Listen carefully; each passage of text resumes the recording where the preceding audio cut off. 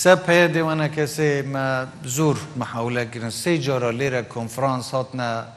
گریدان جناب سروک بارزانی بخو اشراف سکر بونده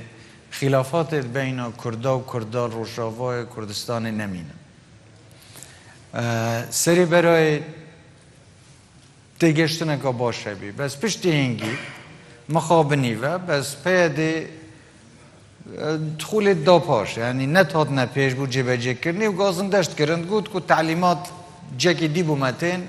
و ناکنم واد و اتفاقی جبه جب کی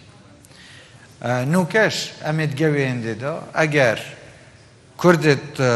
روشاوای کردستانه بگنه ایک دهات وان مستقبل وان گلک دی رونتر بید چونکی ما تجربه که زورا طاله هایی جدیت کردستان لیره لباشور کردستان ما تجربه که طاله هایی وقتی که هم لیک جدا بین ما ضرر که زورا کری وقتی هم پیگ و بین دست کفتید زورت مازن میب دستین نوکش همید گنده دوامت آماده شین هر گاوا پیاده و انا کسب خود آماده بن هاروکاریه یکو دو بکند گه یکو دو باخون هر تحصیل و هاروکاریه که لازم بیتن ام بوبکین هم تا آماده اینه بوبکین